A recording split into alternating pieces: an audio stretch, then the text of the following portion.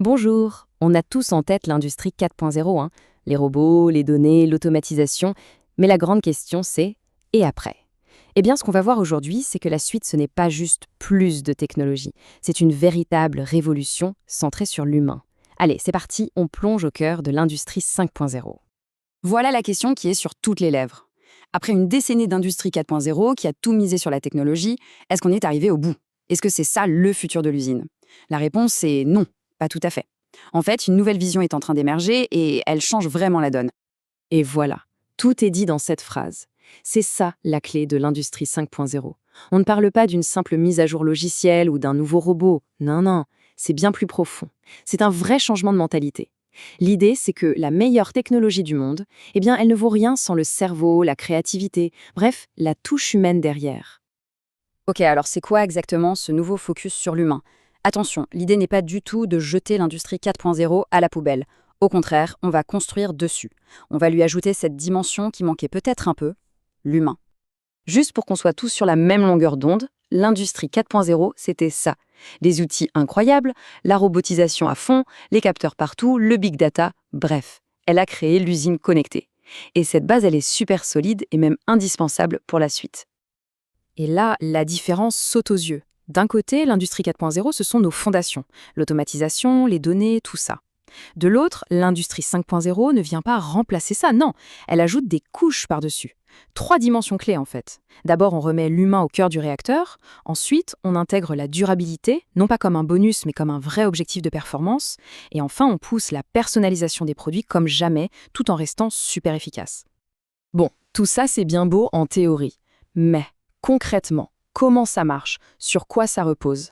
Allez, on passe du quoi au comment. Le premier pilier, et c'est un mot qu'on entend de plus en plus, ce sont les cobots. Alors là, on oublie tout de suite l'image du gros robot industriel derrière des barreaux. Le cobot, c'est un collègue, un partenaire. Il est fait pour bosser avec nous, main dans la main. Il va nous aider, nous passer les outils, s'occuper des tâches vraiment rébarbatives. Bref, il est là pour augmenter nos capacités. Le mot-clé, c'est collaboration, pas remplacement. Et ça illustre parfaitement le nouveau duo de choc, l'IA et l'humain. L'IA, elle fait son job. Elle analyse des tonnes de données, elle prédit des problèmes, elle suggère des pistes, elle prépare le terrain. Mais, et c'est là que tout se joue, c'est l'humain qui a le dernier mot. C'est lui qui vérifie, qui décide, qui optimise avec son expérience. C'est vraiment le meilleur des deux mondes. La puissance de la machine et le discernement de l'humain. Le troisième grand pilier, c'est la durabilité. Ici, l'écologie n'est plus une contrainte ou une case à cocher. Non, elle est au cœur de la stratégie. On parle de concevoir des usines qui sont à la fois plus propres et plus solides, plus résilientes. Réduire les déchets, optimiser l'énergie, anticiper les pannes, tout ça, ce ne sont plus des options, c'est la base. En gros, c'est produire mieux avec moins. Et ce qui est génial, c'est que c'est bon pour la planète et pour le portefeuille.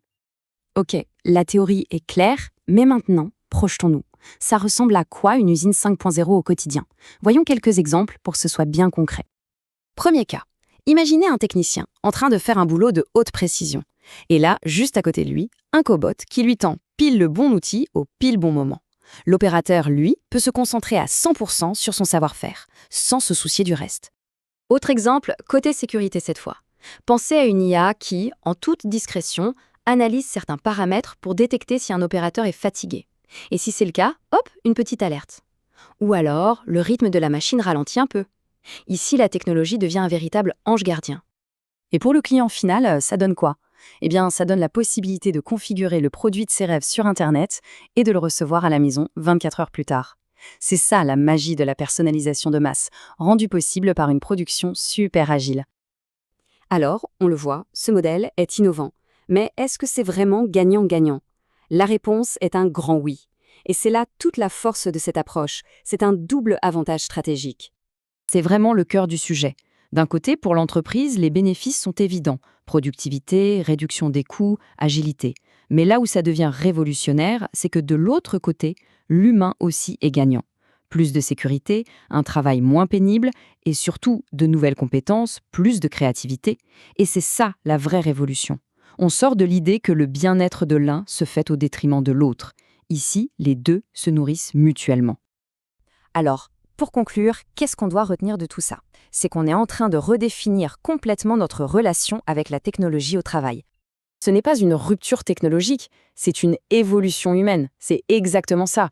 On n'est pas en train de tout casser pour tout recommencer. On est en train de faire évoluer notre manière de travailler avec les machines, vers quelque chose de plus intelligent, de plus symbiotique. Au final, c'est vraiment ça, l'union de la puissance de calcul de l'IA et de la sensibilité de l'intuition humaine. Le but, une industrie qui produit mieux, plus propre, et qui surtout valorise ce que seul un être humain peut apporter. Et tout ça nous laisse avec une question fondamentale. C'est une certitude. La technologie nous a rendus beaucoup, beaucoup plus puissants. Mais la vraie question pour demain, c'est, saura-t-elle nous rendre aussi plus humains?